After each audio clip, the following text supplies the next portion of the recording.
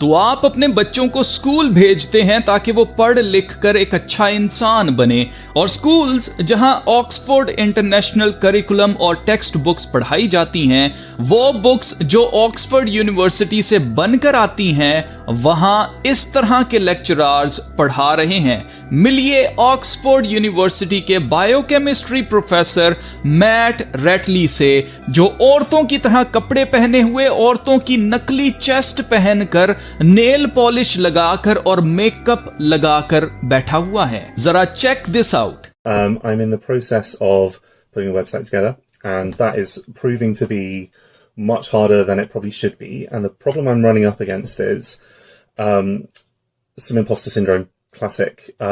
Basically, what does it mean to be an expert in something? Because it's really not obvious to me at what point I could describe myself as an expert in something. I have expertise in things, like I've been teaching plenty.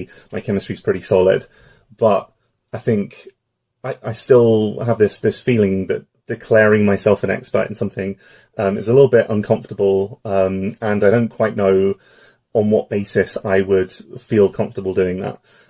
इसका कहना है कि मैं impostor syndrome से गुजर रहा हूं। ये एक साइकोलॉजिकल बीमारी है जिसमें इंसान को ये लगता है कि कोई उसे एक्सपोज कर देगा, क्योंकि उसे लगता है कि उसकी जो सक्सेस है वो सिर्फ और सिर्फ खुशकिस्मती से उसको मिली है, उसकी काबिलियत की वजह से नहीं मिली।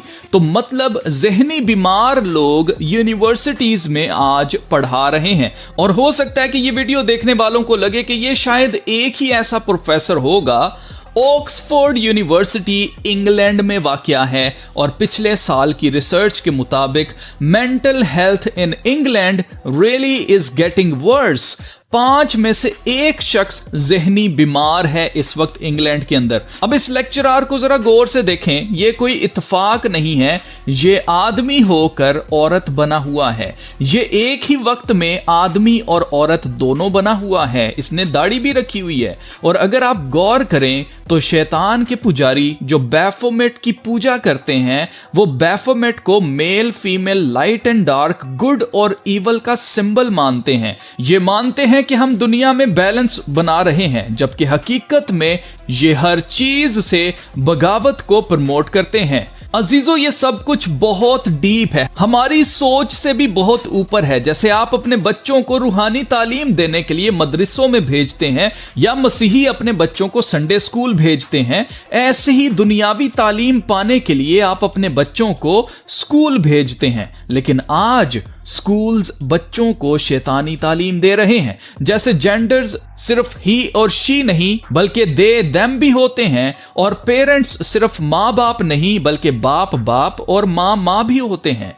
ये सब कुछ इसलिए किया जा रहा है, बच्चों के जहन में डाला जा रहा है, क्योंकि स्कूल्स बच्चों को लूसीफेरियन डॉक्ट्रिन के लिए तैयार कर रहे हैं, ताकि जब मुखालिफे मसीह की बादशाहत आए तो ये चीजें नई नस्ल के लिए पहले ही नॉर्मल हो चुकी हों। बैफोमेट का सर एक बकरे का सर है, और ये कोई इत्तफाकन बकरे का सर नहीं है। It goes way deeper than you think. क्या आपने कभी सोचा है cartoons, movies, shows, even schools में बच्चों को किड्स क्यों कहकर पुकारते हैं? क्योंकि किड्स बकरी के बच्चों को कहते हैं। क्या आपने कभी सोचा है कि आज सेलिब्रिटीज, स्पोर्ट्समैन और पॉलिटिशियंस को गोट क्यों कहा जाता है? तो आइए आज की वीडियो में जरा गहराई में उतर कर देखते हैं, क्योंकि ये एक ऐसी फौज तैयार कर रहे हैं जिसका मकसद यीशु मसीह की दूसरी आमद पर उनसे जंग करना है। मैं हूं अलमास जेकब, और आप देख रहे हैं we have just crossed the last line.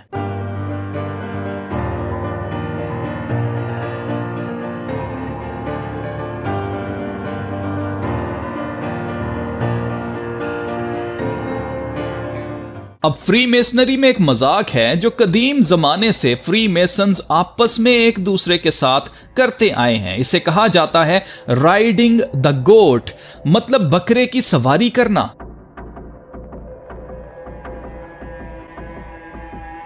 Free masons और सभी दुनिया के बड़े बड़े बादशाह ये कोई बाइबल के खुदा के ऊपर ईमान नहीं रखते हैं, इसराइल के खुदा के ऊपर ईमान नहीं रखते हैं। दे बिलीव इन नॉस्टिसिज्म और कबाला।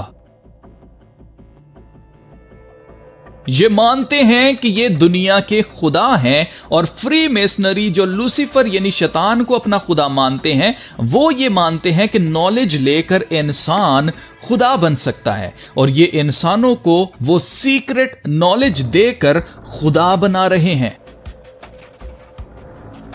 फ्री मेसन्स खुद को बिल्डर्स ऑफ द वर्ल्ड कहते हैं, और ये एक ऐसी दुनिया बना रहे हैं, एक ऐसी दुनिया बिल्ड कर रहे हैं जिसमें खुदा से बगावत करने वाले खुदा की नहीं बल्कि शैतान यानी लूसीफर की प्रस्तिश करें। और इसके लिए ये स्कूल्स, कॉलेजेस और यूनिवर्सिटीज के जरिए लोगों को खुदा के कलाम के खिलाफ बगावत करने के लिए सालों साल से माइंड प्रोग्रामिंग करते आ रहे हैं। आपको लगेगा कि अलमास अपने पास से बकवास कर रहा है। आप मेरे कहने पर सिर्फ गूगल पर सर्च करें अपोलो यूनिवर्सिटी लॉज, तो आपके सामने विकिपीडिया का ये पेज आएगा जिसमें लिखा है Apollo university lodge number 357 is a Masonic lodge based at the University of Oxford aimed at past and present members of the university। मतलब ये मिसोनिक लॉज इंग्लैंड में, जहां पर ऑक्सफोर्ड यूनिवर्सिटी है, ऑक्सफोर्ड यूनिवर्सिटी की बिल्डिंग के अंदर ये मिसोनिक लॉज बनाया गया है, जहां आज तक यूनिवर्सिटी में मौजूद सभी free mason lecturers, professors, principles, staff members, students जमा होते आ रहे हैं, और ये 1819 से आज तक लगातार आपस में मुलाकातें कर रहे हैं। ये शैतान के पुजारी आज दुनिया के सभी बड़े बड़े स्कूल्स को टेक्स्ट बुक्स और करिकुलम बनाकर दे रहे हैं। ये जो राइडिंग द गोट कहते हैं, उसके पीछे एक वजह है। यीशु मसीह ने कहा था कि जब वो वापस आएंगे तो वो भेड़ों को बकरों से जुदा करेंगे।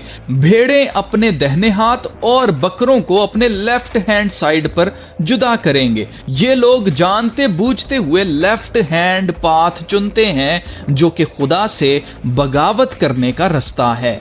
फ्री मेसन्स नॉस्टिसिज्म और कबाला पर अमल करते हैं। इनका मानना है कि लूसीफर ने अच्छा किया था, अम्मा हवा को नेक व बद की पहचान का फल खाने के लिए दिया था, जिससे खुदा ने मना किया था कि यह फल नहीं खाना। लूसीफर ने बगावत करके हमें नॉलेज दी है, जबकि खुदा नहीं चाहता था कि इंसान खुदा बने, इसलिए खुदा ने वो फल खाने से उनको मना किया था।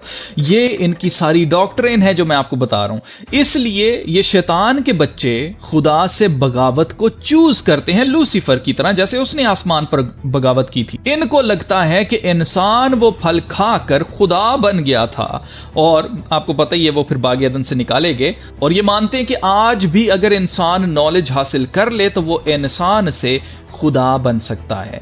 ये सभी लोग हाई लेवल ऑफ अथॉरिटी पर बैठे हैं, और इन्हीं को जमीन पर सारे बड़े इख्तियारात दिए जाते हैं, क्योंकि ये आपस में उस सारे इख्तियार को कंट्रोल करते हैं। और इनको लगता है कि खुदा होने का मतलब है अथॉरिटी या पावर आपके पास होना। पर ये सब के सब जाहिल और बेवकूफ हैं। ये कैसा खुदा है जो ये अपने आप को कहते हैं कि हम खुदा बन गए हैं? ये कैसा खुदा है जो खुद को मौत से बचा नहीं सकता? ये कैसा खुदा है जो मुर्दों को जिंदा नहीं कर सकता, अपने किसी प्यारे को मुर्दों में से जिंदा नहीं कर सकता? और मजे की बात तो ये है कि जिस बकरे यानी बागी शैतान को ये अपना खुदा मानते हैं, वो चाह कर भी ये कह नहीं सकता कि यीशु मसीह खुदा नहीं है। मैं खुदा हूं, मेरी प्रस्तिश करो, वो यीशु मसीह खुदा नहीं है, ये ऐसा कह ही नहीं सकता। देखें 33 degree free mason Albert Pike ने क्या कहा था। उसने कहा था unfortunately Adonai is also God. आगे ब्रैकेट्स में लिखा है the God of the Christians.